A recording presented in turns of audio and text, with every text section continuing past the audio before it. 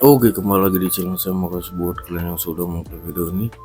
Kali ini terkait kasus Hasto ya kan, masih lanjut ya kan. Kali ini rupanya lanjutannya. Kita tahu Hasto mengajukan pra peradilan dan Hasto juga meminta kalau selama proses pra peradilan penyidikan ditunda gitu ya kan. Rupanya ditolak KPK. Penyidikan atau pemanggilan Hasto tetap berlanjut. Itu dua hal yang berbeda ya kan, pra peradilan dan penyidikan itu berbeda ya kan. Wah, kita lihat ya kali ini Opung membahasnya. Sebelum kita ke video, bantu subscribe buat channel saya, belum subscribe. Kita tunggu lama, kita ke video langsung, let's go. Aku tahu di luar sana banyak yang mengatakan bahwasanya Hasto tidak jadi ditangkap KPK. Ternyata KPK kalah dengan Hasto. Iya, banyak sekali. Hasto tidak jadi ditangkap KPK, artinya apa? Bahwa Hasto tidak lagi menjadi tersangka. Iya. Hasto bebas. Itu pernyataan yang terlalu on. Iya. Biasa itu ya kan, kalau misalnya orang-orang kecil, orang-orang kerdil ya, itu biasanya sangat senang dengan kemenangan-kemenangan kerdil. Mungkin menyampaikan terkait surat pengajuan tadi yang disampaikan salah satu rekan jurnalis bahwa tidak akan dilakukan pemeriksaan. Kalau itu sudah saya jawab bahwa proses penyidikan tetap berjalan. Ya, artinya KPK menolak pengajuan tersebut. Namun apakah penyidik akan melakukan pemanggilan kepada yang bersangkutan selama proses peradilan berlangsung atau setelah itu, tentunya kita kembalikan kepada penyidik. Demikian. Penyidik dan jaksa penuntut umum ini bekerja sama dan saling memberi masukan. Kapan sebaiknya tersangka ini ditahan? Bagaimana alat bukti dalam pemenuhan unsur perkara? Ini menjadi salah satu kekuatan di KPK hingga pada saat perkara ini dilimpahkan ke persidangan nanti, untuk conviction rate-nya ini 100% atau mendekati 100% kalau melihat histori putusan pengadilan untuk perkara yang diajukan oleh KPK sampai. Itu kemenangan kerdil itu. Dan juga menurutku itu bukan kemenangan itu, cuman ditarik ulur aja sedikit. Coba bayangkan kalian ya, banyak kali media sosial yang menyoroti ya, ketika Hasto memasuki ruang KPK ya, mendatangi gedung KPK, dia dengan semangat, dengan senyum sumringah kan begitu. Begitu keluar dari kantor KPK setelah pemeriksaan, diam 1000 bahasa. Ketika wartawan tanya sama Tessa Mahardika, juru bicara KPK, itu kenapa Pak Hasto setelah pemeriksaan diam saja? Coba aja tanya dia, mana tahu dia kurang enak badan. Makanya ikuti berita. Ya, ikuti berita. Makanya ya, jangan percaya kalian dengan berita-berita atau pernyataan-pernyataan dini, pernyataan kerdil yang mengatakan bahwasanya Hasto sudah aman. Udah dibilang dia setelah pemeriksaan dia bungkam 1000 bahasa. Padahal katanya di bawah ada 1000 pengacara. 1000 ya. Perlu diketahui oleh rekan-rekan, oleh publik bahwa ada 1000 pengacara yang mendampingi Mas Hasto dari berbagai organisasi advokat dan juga dari Badan Bantuan Hukum Advokasi dan Rakyat PDI Perjuangan se-Indonesia. Coba bayangkan kalian, katanya dia 1000 pengacara dia bawa, ya kan? Coba mereka katanya naik bus, hitung kalian, satu bus itu isinya paling banyak itu pun udah bangku 22 ya, itu rata-rata itu banyaknya itu cuma sekitar 42 bangku. Hitung kalian lah, 1000 dibagi 42, katakanlah ada yang pakai bangku tempel, kita katakanlah 50 satu bus. Ada pengacara pakai bangku tempel di depan, di tengah, di belakang. Ada juga pengacaranya itu duduk di apa namanya, di tempat tidur supir dua biasanya di belakang. Katakanlah 50, ada 2 di toilet, kan begitu. Ya, 1000 dibagi 50. 1000 dibagi 50, ya, itu dapatnya 20. 20 kali 50 genap ada 1000. Kalian hitung kemarin ada 20 bus. Dan sudah kalian pastikan isinya pengacara semua. Alright. Katakanlah memang betul pengacara semua. Apakah betul itu pengacara tidak dibayar? Alright, katakanlah mereka adalah partai terbesar. Dan mereka kan mampu membayar semua pengacara. Berapa biayanya? Dan siapa yang bayar? Oh, nggak perlu bayar, Pung. Itu semua caleg itu kemarin. Mungkin saja dikumpul dari seluruh Indonesia. Ya kan? Ya, nggak masalah sih, nggak masalah. Itu hak dia.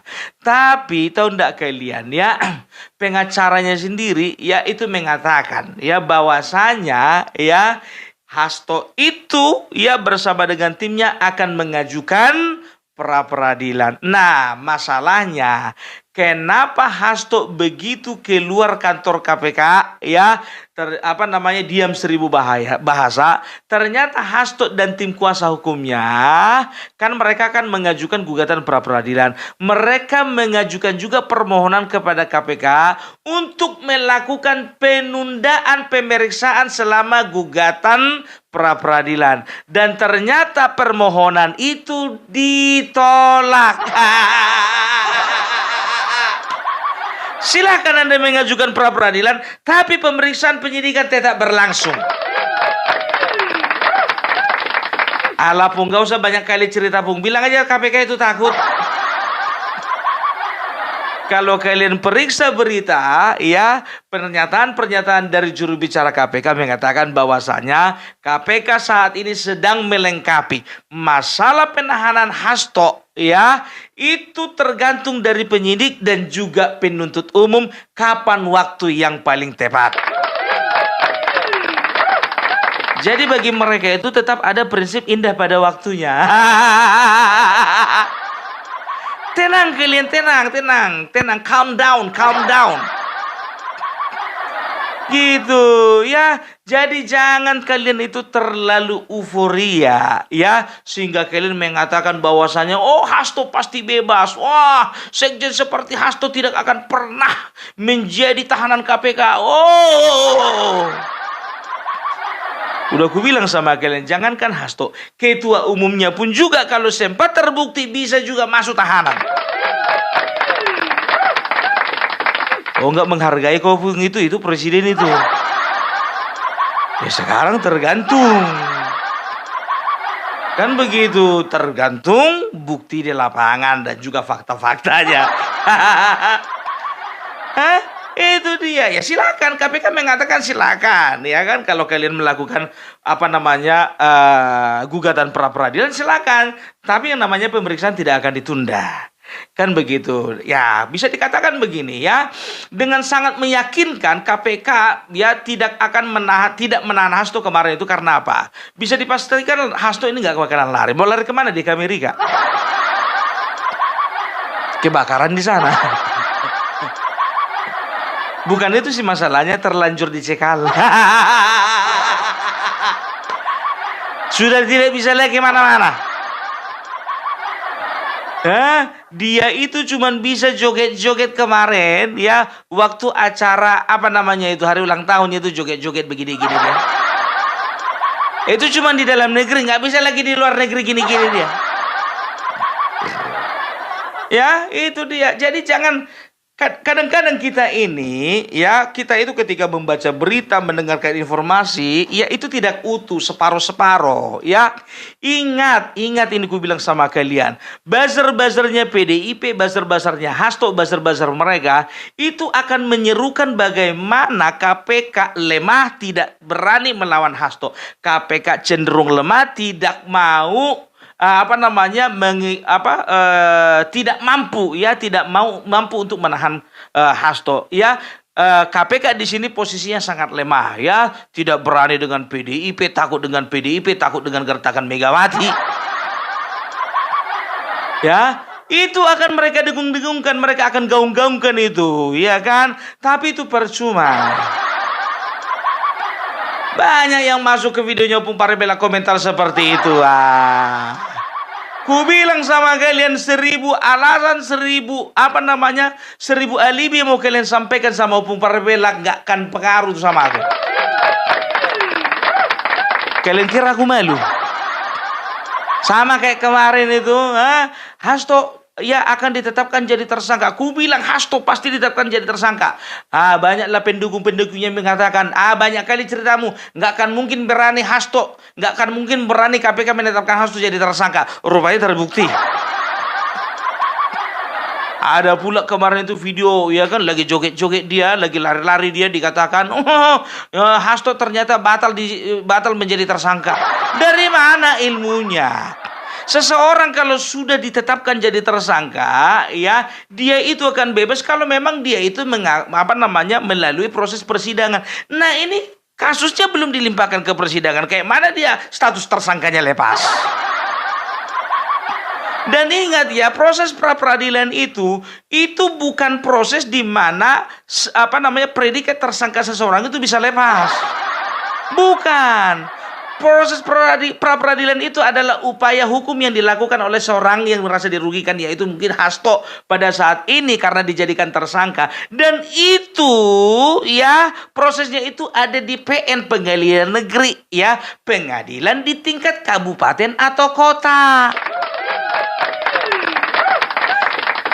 Nah, nanti kan bertanding itu antara kuasa hukum Hasto dan juga kuasa hukumnya KPK. Ya kalau misalnya contohnya ya, kuasa hukum KPK bisa membuktikan bahwasanya memang Hasto ini betul melakukan kejahatan, ya sudah, berarti apa tindakan yang bisa dilakukan? Naik banding? Nggak bisa. Karena apa? Ya, putusan pra-peradilan itu hanya di pengadilan negeri ya, tidak bisa kasasi, tidak bisa banding ke pengadilan tinggi, apalagi ke Mahkamah Agung. Udah selesai sampai di situ, kan begitu. Makanya KPK saat ini sedang menyiapkan, melengkapi bukti-bukti supaya apa? Supaya nanti ketika kasusnya dilimpahkan ke persidangan, maka bukti-bukti dan alasan-alasan dan faktanya itu betul-betul kuat. Kan begitu? Ya. Kasus ketika ditangani kepolisian, ditangani kejaksaan, ditangani oleh KPK, semuanya itu kan pasti kasusnya itu kan dilimpahkan ke persidangan. Nah, di persidangan itu dipertarung, kan begitu, dibuktikan. Ya, memang betul-betul melakukan kesalahan atau tidak. Kan begitu. Jadi jangan kalian mengatakan bahwasanya proses pra-peradilan itu adalah penentu bahwasanya Hasto bakalan menang. Orang ini kan begitu, kemarin begitu, ya kan, Prabowo Gibran, ya kita akan gugat ke MK dengan bukti-bukti ya masif, terstruktur, dan juga satu lagi, sistematif. Kita sudah mengumpulkan bukti-bukti dan saksi-saksi, beribu-ribu bukti, beribu-ribu saksi. Begitunya ya, begitu mereka melakukan gugatan, ternyata lemah. Jadi ketika belum ada sidang waktu itu, menggemala ini semuanya bahwasanya kita pasti menang. Prabowo Gibran pasti didiskualifikasi. Ini mereka gaungkan ini sampai akhirnya gigit jari. Begitu juga pilkada kemarin. Bosan. Apa enggak ada permainan yang lain? Kita udah tahu ujung-ujungnya kemana. Ya, dan juga dia menapi itu dulu kemarin itu kan, ada hadir di dalam satu talk show, ya. Dia mengatakan bahwasanya ada komunikasi antara kita PDIP dengan Prabowo. Dan Megawati juga mengatakan katanya, saya komunikasi dengan Pak Prabowo, coba gimana kalau anak buahmu digitukan. Cie-cie ngadu-ngadu sama presiden. Ngadu nih ya. Hadapi sendiri dong. Udah kayak anak sekolah, ya dari SMP mau masuk ke SMA favorit, nggak cukup nilainya lewat pintu belakang. Kayak gitulah seorang mama membawa anaknya itu mau masuk dari pintu belakang. Halo. Nggak bilang apa ya? Dari kecil sampai udah tua, Kelai pun juga harus ikut-ikutan mamanya. Aduh, tapi ya iki tok. Sampai ini ngizin-ngizini. Mulai dari kue cilik tok. Sampai saya ki wis tuwek. Sampean punya dua masalah kue ngadu-ngadu ngelapor-ngelapor karo mamakmu. Selesaikan sendiri toh. Alah, umurmu wis piro toh? Sedangkan aku jujur aja sekarang biar tahu kalian, kalaupun ada masalah, nggak usah masalah yang lain-lain ya kan. Seberat-beratnya masalah nggak pernah aku ngadu sama mamaku.